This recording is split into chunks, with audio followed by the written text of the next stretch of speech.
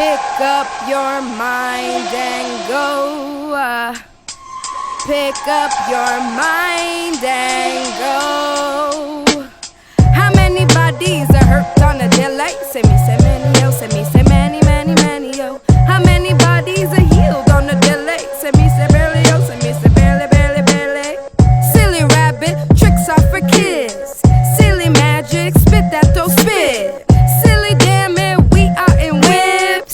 Silly carriage, bring me your lips. Silly heritage, culture don't fit. Silly savages, I make you sick. Tiger in cage, come unlock it.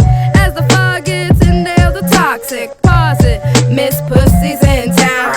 My crooked crown upside down, turning all them frowns. Some say I'm insane in the membrane, but all I need is my third eye, the sensei. I say, all I need is my third eye, the sensei. Hey, my heart grander than the slammer, crack the hammer. Change your manners, says American on this planet. Where to go? Who am I? In a dark hole, in a chokehold. Yo, unfolds, hands to the sky. SOS by Saafyr podcast, sharing our stories, and we come from a collective called Survivorship Project, we're reaching for the stars, for the stars. Here we are, teaching through these scars and these bars. Here we are, Phoenix rising through it all. Here we are, the imitation of 8 years, and how many, how many, yo? How many bodies are on the delay? Say me, say many, yo. Say me, say many, many, many, yo. Take a How many second bodies to are healed on the bring delay? in Say me, say barely, yo. Say me, say barely, barely, barely. How many bodies are on the delay? Say me, say many, yo. Say me, say many, many, many, yo. How many bodies are healed on the delay? I feel so happy to be here. I feel honored to be here. I'm thrilled that we're doing this, and I feel excited for us to have a conversation about what our shared experience has been with Movement to Thrive, and what this journey has brought. And of course, for me as a white person, it has taught me so much, and I have, and in some ways, it's fulfilled some deep wishes for me to be in the role that I have been in. It's met a really deep place in my heart to be able to do this work with you. We was just, before getting on here, we were just talking about just the beauty of our experience and how it shapes us in different ways. And to the point where now we're going into our next, chapters. I'll be ending with STP, but it continues. The healing continues, the work continues, and I'm only ending a business partnership, but my work, my mission has been found here and been nurtured by you. Working with deaf and hard of hearing survivors, working with Black and brown survivors, queer, trans, LGBTQ survivors, all of the survivors that I pretty much come from in my work and in my life, and then how I want to keep seeing others rise like the Phoenix in Survivor Theater Project. So a quick about Survivor Theater Project's mission is to empower survivors with the tools to break silence and end sexual violence through empowerment, social justice, creativity, and public performance. We are a performance company committed to a survivor leadership in the movement to end sexual violence. We believe that art is a powerful tool for individual and collective transformation. And Martha has done so much work with individual and collective transformation through healing through creative arts, which was the first place where I started SOS and the vision. And Martha believed in me to facilitate and come up with something unique and special to me and my healing, and how I can translate it to the community. And Martha has been doing it. You've been doing it for years now. So you have inspired a lot of other survivors. I interview and meet people who are just like, Martha believes, Martha, saw this in me, and I'm like, yes, this is the power that she has. So tell us a little bit about your origin story, Martha. My origin story.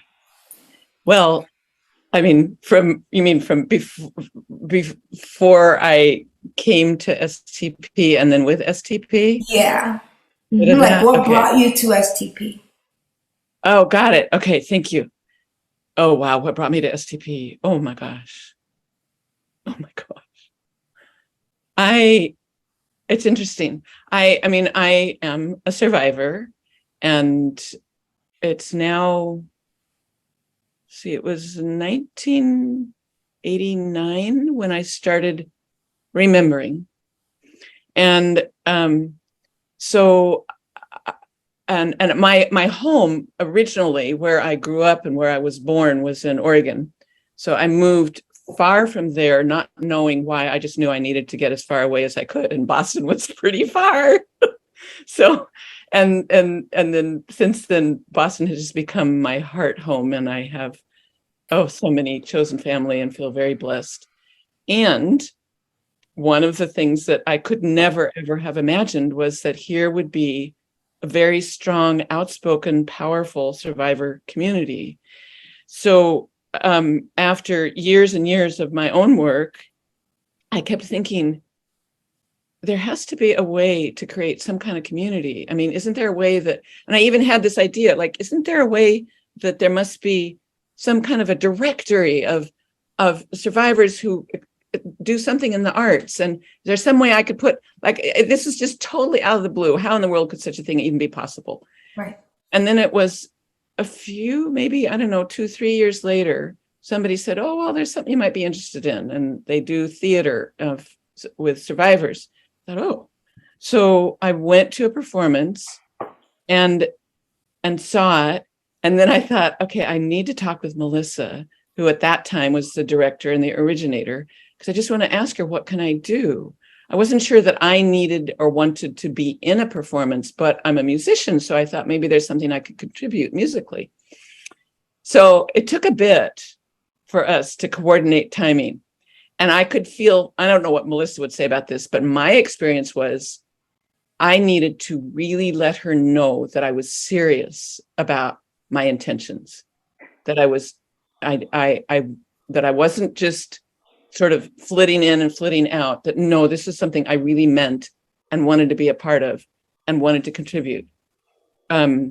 So gradually we worked, and she said, well, how about if we do maybe 2 or 3 workshops? She says, I do workshops regularly at that time, the Women's Center, the Cambridge Women's Center, which I just want to put a little parenthesis here or a little asterisk, that it's Women's Center, and that STP and BTT are about trans and, all, and it's like very gender fluid. So I just want to put that in right here. Yeah. The Women's Center has been very, very generous over the years in supporting our vision wherever we go with it, always, which is really quite powerful in itself too. So Melissa was doing these workshops with at the Women's Center monthly with theater arts. She said, why don't we do a few together? So we did a few workshops together. So then she got a sense of how I work and how I operate. And then at a certain point, it was clearly too much for her to continue doing these workshops. Yeah. So I said, well, I'll do it. I can schedule people and I can organize this. And so I started, and I just, each month would find people and ask people and go to the workshops. And at that time, Survivor Theater Project was led, and many, if not most, of the participants were white. So there was a transition that began to happen. And eventually, so as I was doing the work with Healing Through Creative Arts workshops, Melissa was finding ways to reach out more into the BIPOC community, LGBTQ community, and to offer the other programming that STP had, with more being more responsive to those parts of our community. And as she did that, then that gradually, parallel to that, healing through creative arts started shifting. And I just love the moment. I love the moment. In a minute, I'll tell you the moment that I love, which was that we started having, as we had more leadership within STP from BIPOC folks, and then eventually saying, okay, us white people, we're following, and we need to, what we want to do is uplift the priorities, the values, the wisdom within the BIPOC community. And that's, those are, this is the leaders in our work.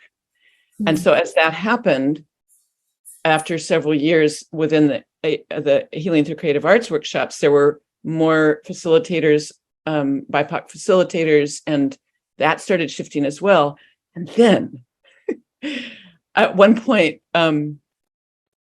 Aisha said, who identifies as BIPOC, Aisha said, well, Martha, when we were planning one of the next seasons, she said, well, Martha, how about if the workshop I do, how about if it's just for BIPOC participants?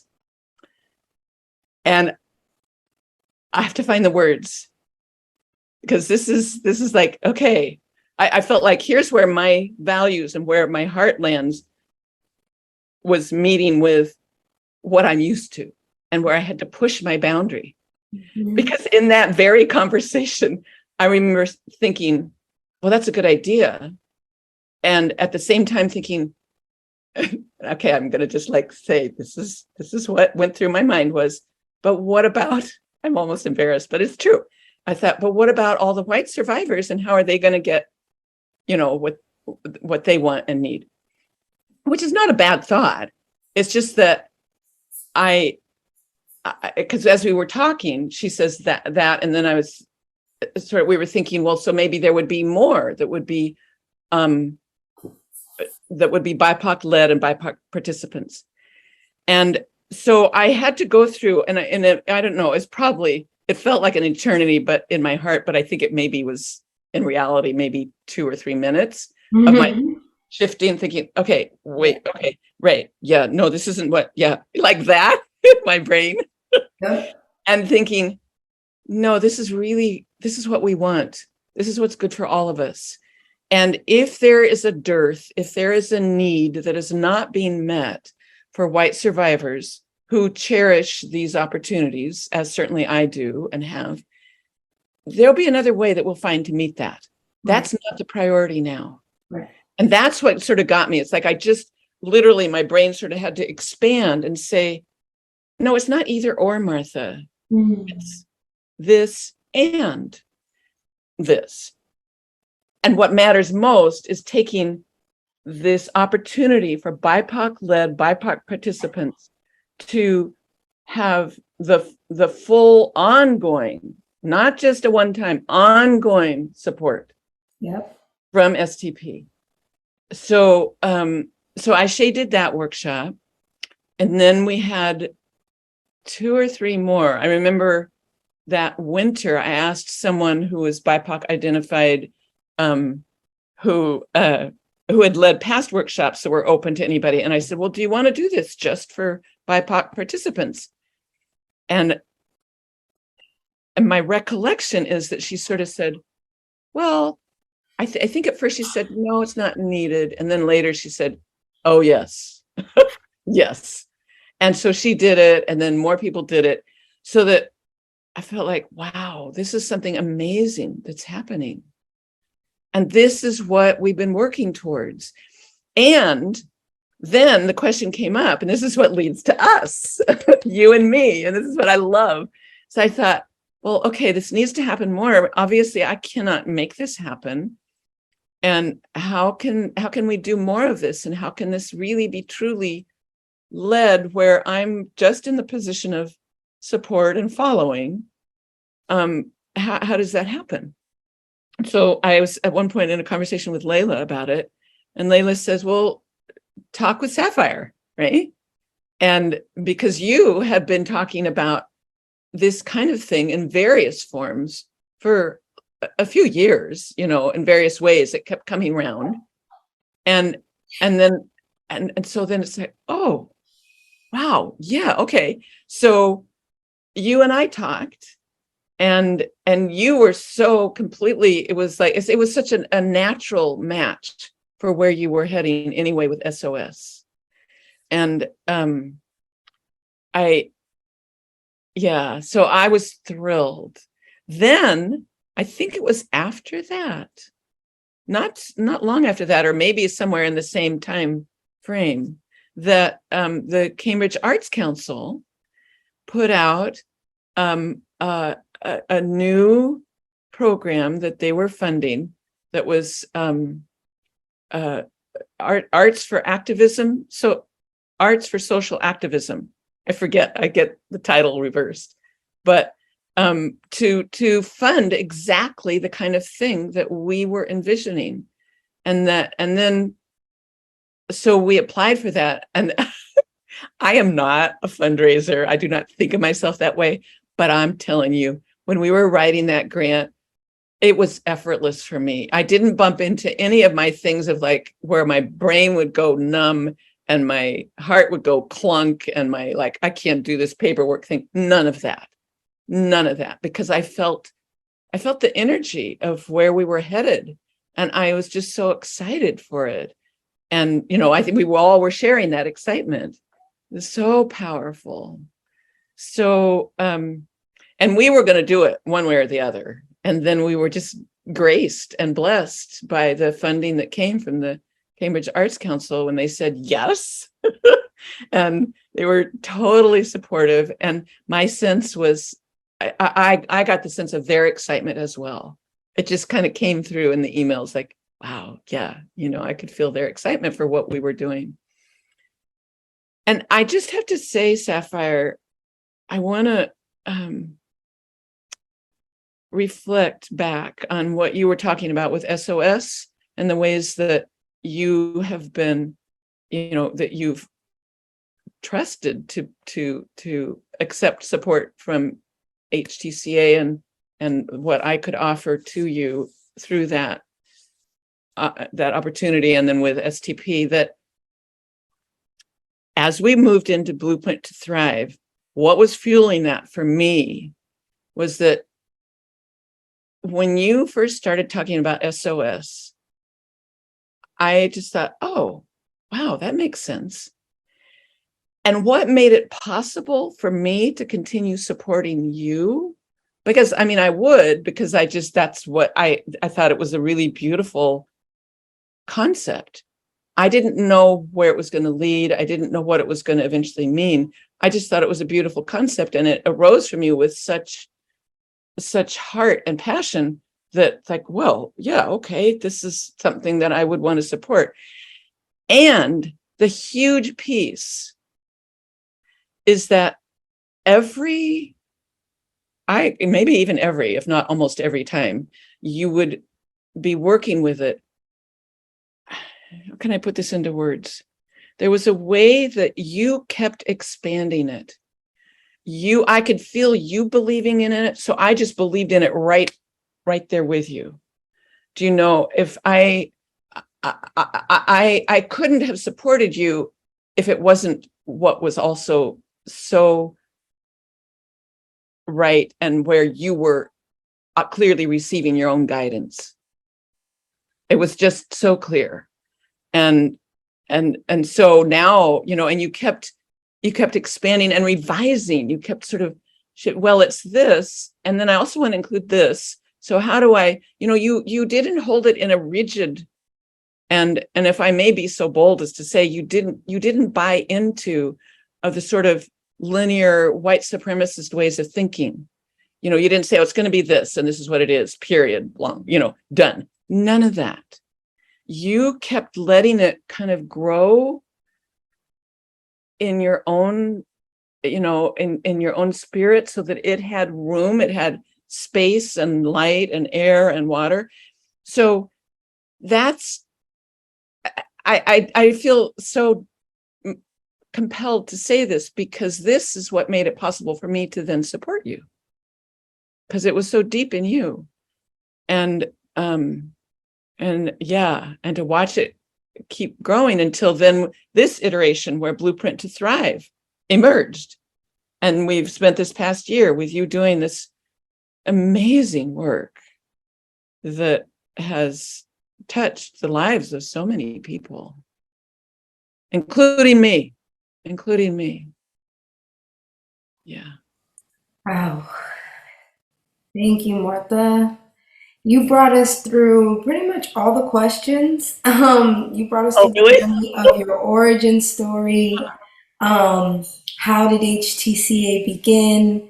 How the BIPOC workshops began, and how Blueprint to Thrive grew out of it all for you. And for me, I see now more clearly what your side of this journey has been, your experience in connecting the pieces and seeing how you can show up and show out, like encourage me to know that I was capable and to show it out, show it off. My artistry is similar to yours. It's deeply connected to music. I'm a songwriter, so are you. One of the biggest inspirations to thriving was, for me, not just being a director for STP for a couple years and you all trusting in my leadership, not just facilitating workshops or being an assistant to theater directors. It was one of the bigger experiences were our retreats and our visioning, planning together, coming to eat together, bond together, and really see what more we could do for each other and for the collective. And one experience we had, even during our retreats where we got to reflect, was your one-woman show, your beautiful performance that inspired me to say, you know what, I could do that. I want to do that.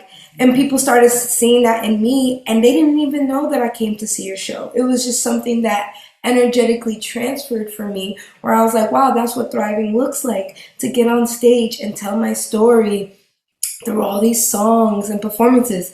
Yes, artists make albums and music videos, but you put together a whole show, and we supported, but I know we left saying, wow, Martha put something there for many of us to really take ownership of, which is our story, your story.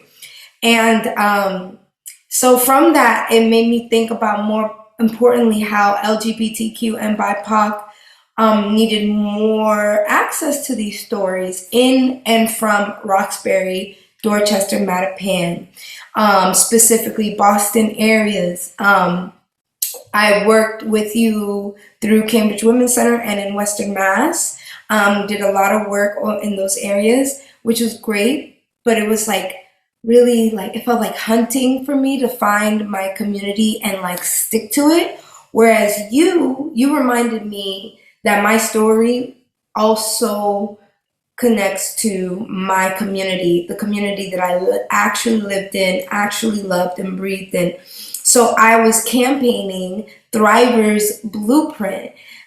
This was inspired by Layla and our conversations, as well as our whole retreat, Reed, JC, all of us. We came and exchanged our lineages, our stories for where we came from, and how we are actually, whether it's big and on Time Magazine or small on our website, we are part of making new stories, history, and her story and their story, our story.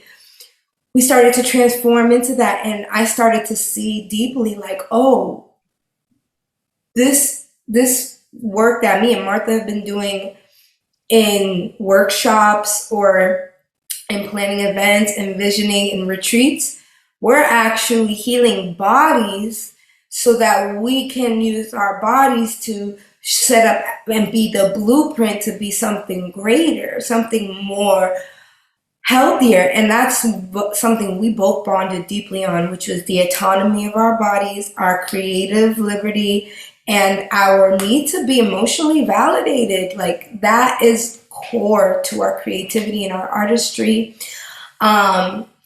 And so Blueprint to Thrive, when I saw that BIPOC workshops were happening and I was invited to do radical self-love letter workshops, I got to weave in my SOS tradition, which was Juneteenth.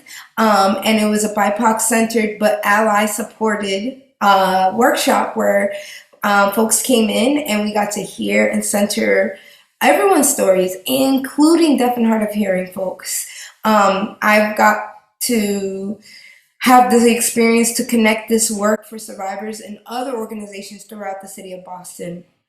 Deaf Inc., JPDNC, Spontaneous Celebrations, Beantown Society, and so many more other organizations. I've got to connect deeply in ways that I could see everyone's body is so important and holds the story, holds the receipts of our pain and our joys.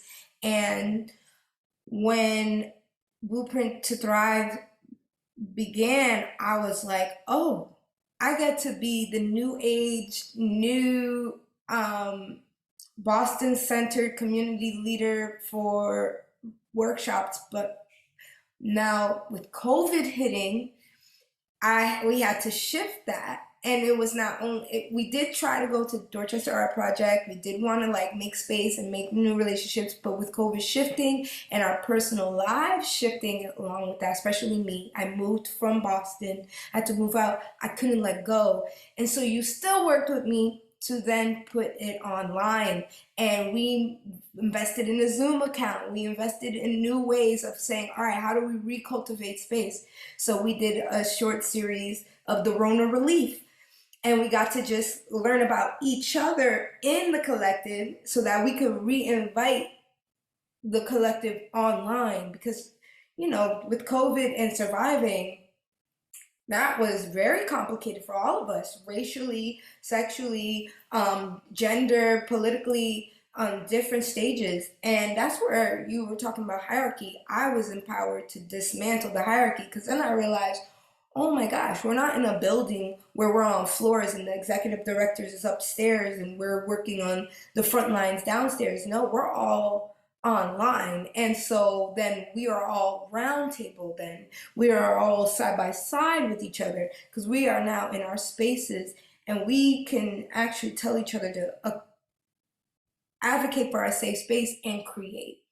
And that then brought us to working with Aisha for the first seasoned and Abida sprouting artist, and them being locally in the region but still being able to do as much work online made it easier. Then we brought in the next season featuring True Edwards, and then we brought in our latest season with Rosie, Black Venus, and Black and Abigail. And I'm just like, wow, that's multiple people we reached out with this program alone.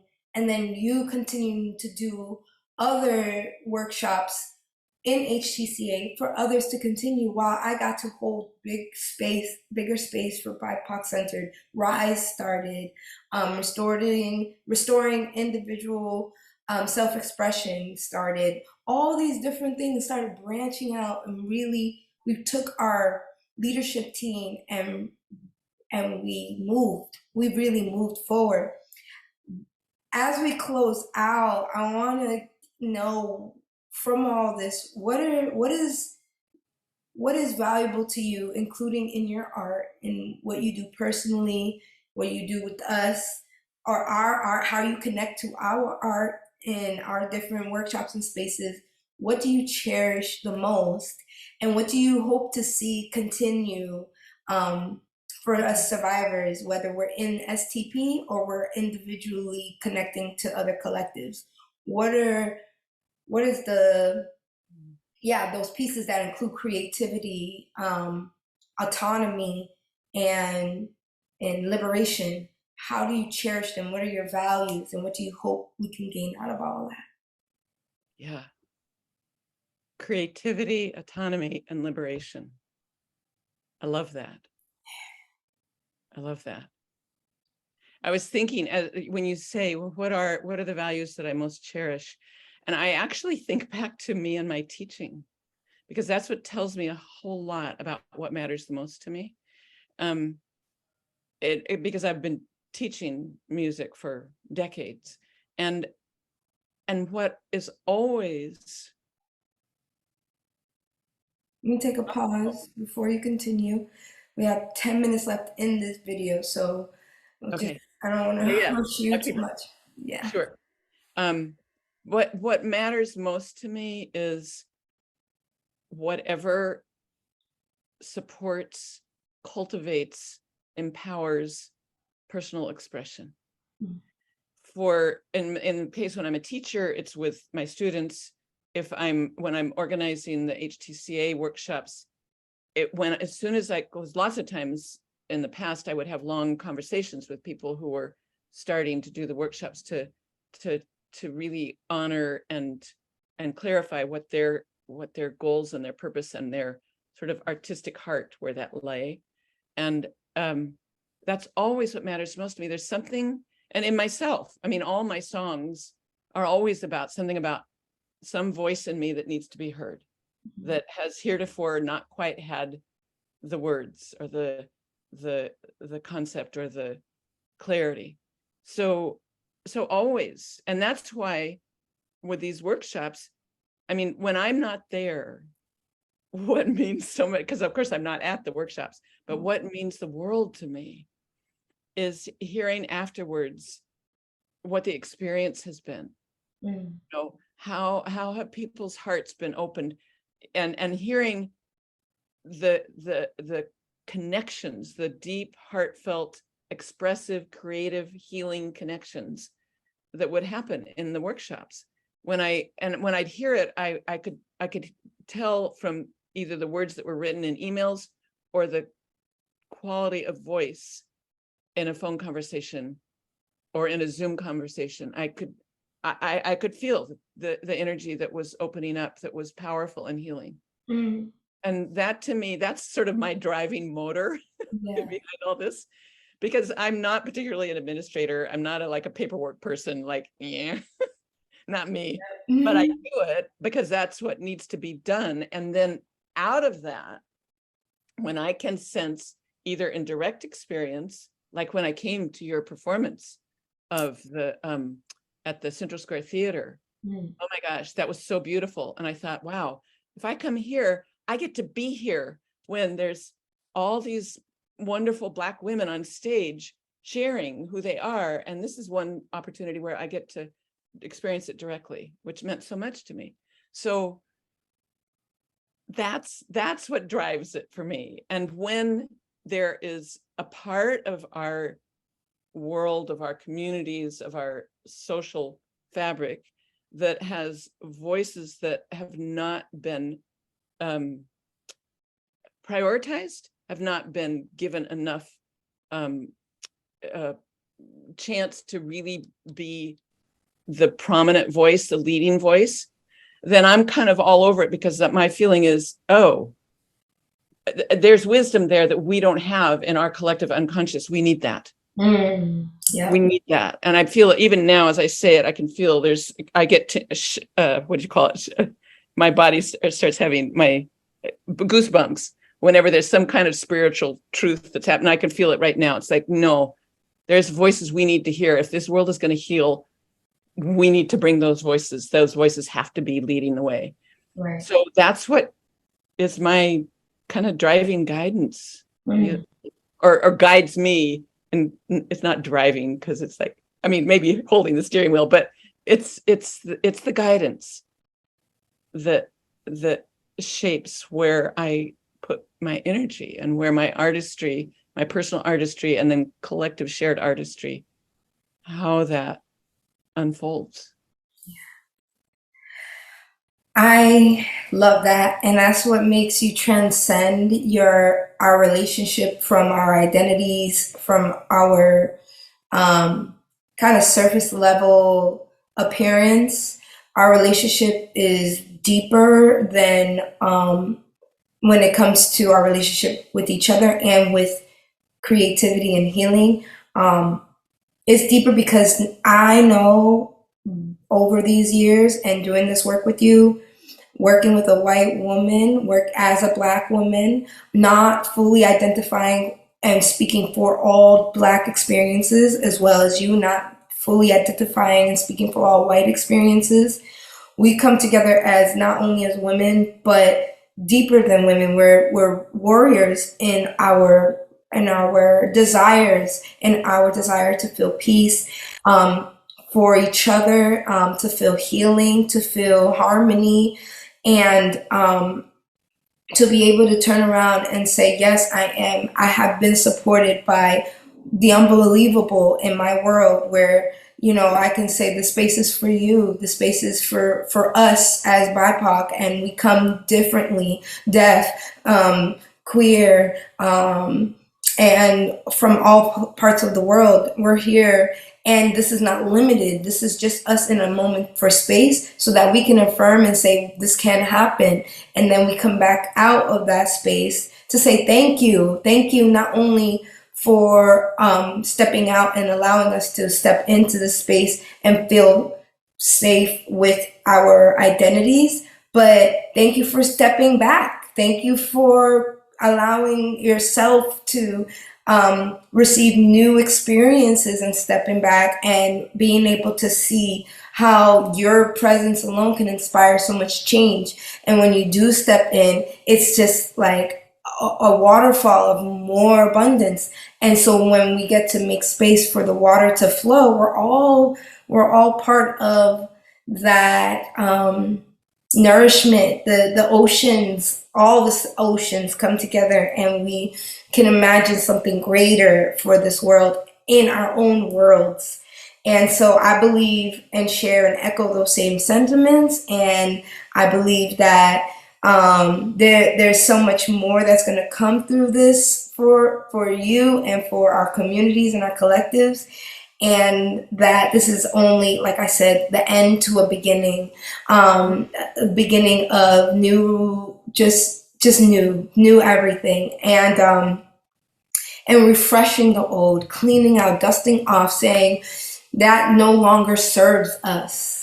I think working with you has really taught me of like what no longer serves me, the pain and the cycling, breaking the cycles of what no longer serves me, and creating new structures of flow, has been an interchangeable and a reciprocal experience for us both, and both of us growing together. And so I thank you so much for your willingness, your so much of your gifts, your love offerings, offline, online. And I want to give you one last, I have like a minute and a half left. Is there anything you want to say for yourself, or just say as a farewell? And then last thing is we'll do "And I Love You" as a goodbye for our deaf community visual artists. So yeah. Wow. Well, I felt so moved when you invited me to do this podcast with you, because it would never have occurred to me that to include a podcast that would have a white person as part of it.